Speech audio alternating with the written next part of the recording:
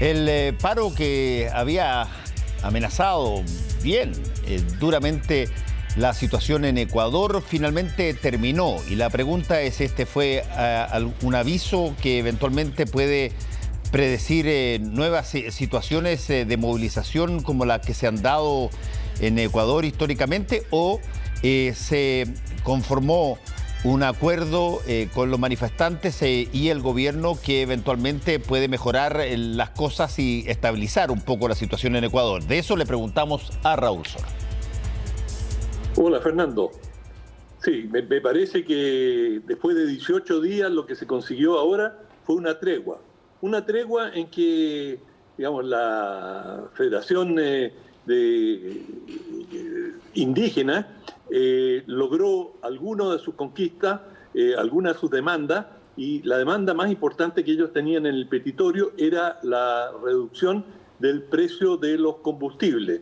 Y consiguieron algo de eso con la benzina, con el diésel, pero quedaron exactamente a mitad de camino entre lo que pedían los indígenas y lo que el gobierno estaba dispuesto a conceder. O sea, el gobierno concedió una mitad y los indígenas consiguieron la otra mitad.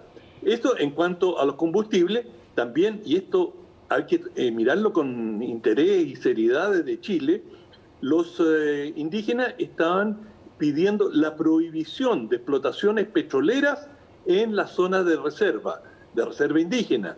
Y esto porque en Ecuador ha habido muchos problemas, han habido muchos derrames a lo largo de la historia en su industria petrolera, que ha sido bastante negligente en la forma en que han llevado adelante las explotaciones, y por lo tanto los campesinos e indígenas han puesto esto como una de sus reivindicaciones centrales. Y lo digo porque también en Chile debemos mirar con atención a esta situación, porque la minería tiene sus propios bemoles, sus propias dificultades, y en forma creciente las comunidades en Ecuador, en Colombia, en Perú, están exigiendo mayor respeto por el medio ambiente y que se cautele. Bueno, hemos visto acá lo que llamamos las zonas de sacrificio, que se cautele por la población. Y esto fue un elemento central dentro del paro. Y en ese sentido creo que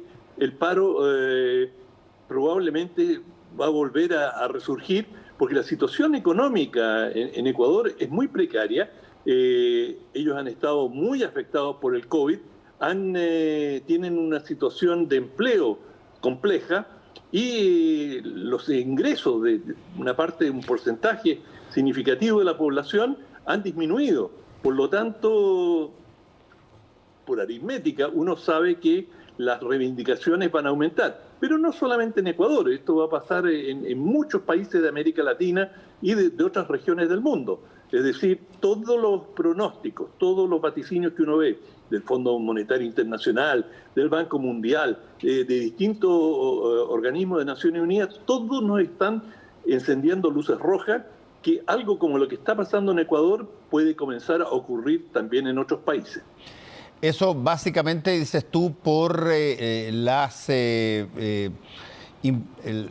los de alguna manera efectos que tiene la situación del cambio climático en distintos lugares, o también por la situación, o quizás son mezcladas las cosas, las situaciones que tienen que ver con determinados productos, como por ejemplo el caso del petróleo, que son muchísimo más, llamémoslo así, susceptibles de contaminar que otros, porque la contaminación es un fenómeno, es una cosa, y tenemos, como tú dijiste muy bien, una serie de ejemplos de eso, no solamente en Chile, sino que en muchas partes. Pero además de la contaminación, concomitantemente con eso, y al mismo tiempo, está el problema de el cambio climático, la escasez de lluvia, por ejemplo, que te generan otro tipo de problemas. Y además está lo que tú dijiste, que es la explotación de determinados productos como los hidrocarburos y como el petróleo, que te generan además una serie de situaciones, pero al mismo tiempo esas cosas dan empleo. Entonces, ¿cómo se compatibilizan esas situaciones? No solamente dan empleo, sino que además dan muchas divisas. Es decir, Ecuador estaría en una situación bastante más compleja si el precio del petróleo no estuviera tan alto y Ecuador es un exportador, no entre los mayores, pero es digamos, devenga una cantidad interesante de sus exportaciones de petróleo. Por lo tanto, ahí hay un dilema significativo para los gobiernos que, por un lado, quieren explotar, pero por otro lado, las poblaciones que residen en esta zona se resisten. E incluso, digamos, en la cultura indígena hay quienes plantean que el petróleo es la savia de la tierra y que equivale a la sangre y que explotar el petróleo es desangrar a la tierra. Y hay todo, también lo hay con la minería, que la minería entrar en las entrañas de la tierra y hacen un símil con la madre. En fin, en las culturas indígenas hay una serie de creencias religiosas que son muy importantes y que, aunque uno no las comparta necesariamente, es necesario respetarlas, tenerlas en cuenta. Por lo tanto, acá se mezclan una serie de factores y confluyen distintos actores sociales que por distintos motivos se oponen a la explotación petrolera. Petro, un apellido bien significativo cuando estamos hablando de petróleo, el presidente electo de Colombia ha dicho que quiere prescindir de la explotación petrolera en Colombia. Por lo tanto, esto no es un tema solamente de Ecuador y hemos visto que hay grandes conflictos mineros en Perú y Chile no vamos a poder evitar este tema para enfrentarlo y tener una discusión. Oye, ¿cómo vamos a enfrentar nuestra relación con el medio ambiente y, lo más importante, con nuestras poblaciones? sí, eso es bien importante lo que tú estás diciendo, porque aquí se puede mirar de los dos lados. Tú tienes una visión sobre lo que está ocurriendo desde, llamémoslo así, la producción del petróleo. Y tienes otra visión que es desde, por ejemplo, determinaciones que países toman como el caso alemán, que a partir del año 2025 no puede producirse ningún automóvil más que no sea eléctrico.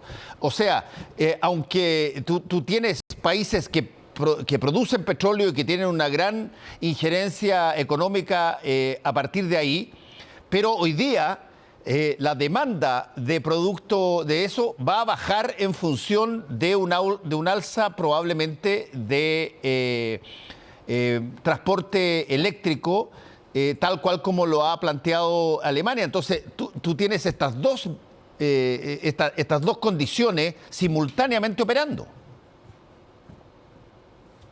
Sí, y otras más, porque esto, si lo miramos en la coyuntura, estamos, como lo hemos venido comentando muchas noches, el tema del petróleo, es decir, es súper complejo, dada la guerra ruso-ucraniana y con las limitaciones que se le está poniendo a la exportación de petróleo ruso, bueno, inevitablemente va a subir el precio. Hemos hablado de otras consecuencias, por ejemplo, cómo Estados Unidos ha empezado hasta cierto punto a coquetear con Venezuela para ver cómo pueden resolver el entuerto y que Venezuela logre exportar más petróleo, porque, como tú lo has dicho en otra oportunidad, la necesidad tiene cara de hereje y el petróleo está a la cabeza de los herejes. O sea, si tú necesitas petróleo, y ya vemos qué ocurre en una sociedad cuando faltan los combustibles, es decir, la crisis es mayor, esto afecta a toda la industria. Y por lo tanto, incluso Irán, que ha sido la bestia negra de Estados Unidos y de buena parte de Occidente, también le están haciendo ojitos y conversando con ellos y a ver cómo podríamos aumentar la exportación petrolera y le podemos abrir compuertas. En fin, o sea, tú ves cómo está cambiando el eje dramáticamente de los que eran los antiguos países inaceptables, que eran condenados, y de pronto, bueno, sí tienen problemas, pero no es nada que no podamos resolver con un poco de buena voluntad. Todo se relativiza en función de esta necesidad urgente, porque claro, el conflicto gigante que estamos viviendo en el mundo es el que se vive con Rusia. Y Rusia es un productor muy importante de petróleo. Y esto, a su vez, repercute sobre cada uno de los países. Y este conflicto en Ecuador, que aunque Ecuador no es un país gravitante en el mundo productor de petróleo, ciertamente las grandes capitales no quieren ver más conflictos o tratar de minimizar los conflictos en países productores de petróleo. Ahora, te insisto en el planteamiento anterior. ¿Cómo puede calzar esto mirándolo a futuro con toda la inversión que se dice que se va a hacer muy potentemente en energía que no forman parte del petróleo? Yo puse el caso de Alemania porque es, creo yo, el primer país que planteó una fecha, un año, a partir del cual no se puede vender ningún automóvil más que tenga combustible fósil. Pero yo tengo la impresión que no va a ser el primero, que no va a ser el único. Y que probablemente va a haber una tendencia en ese momento, en ese sentido, inevitablemente, quizás va a demorarse un poco más, pero inevitablemente va a haber una tendencia hacia eso y va a pasar quizás, Raúl, lo que pasó cuando, todo el transporte era a través de caballo hasta que un señor Ford saca una máquina que permite viajar de otra manera. Y eso cambió total y absolutamente la fisonomía de no solamente el transporte, sino de la civilización humana.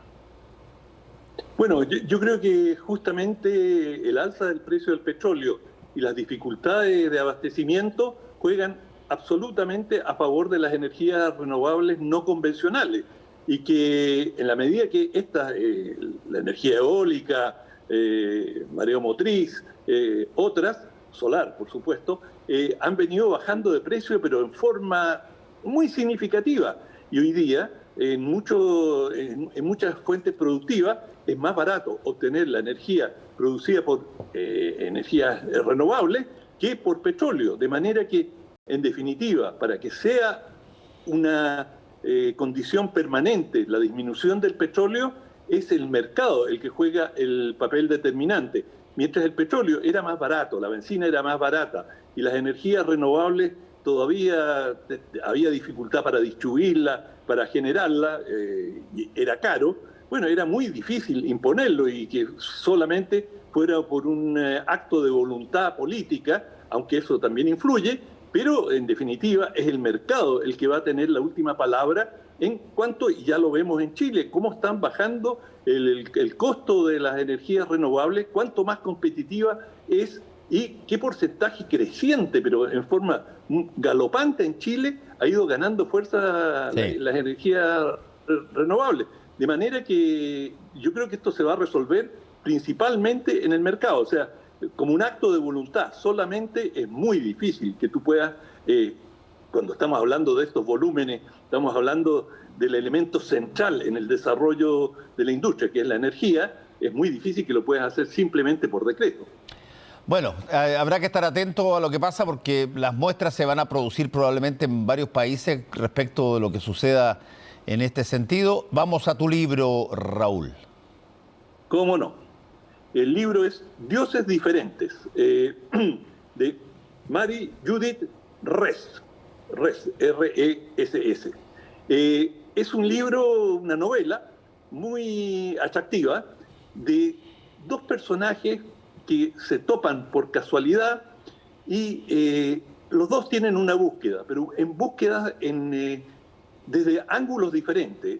Una es una monja en Estados Unidos que está en San Francisco y que ayuda a prostitutas, a gente pobre, desposeída, y tiene una búsqueda, si se quiere, un tanto convencional de la religiosidad, de su vocación.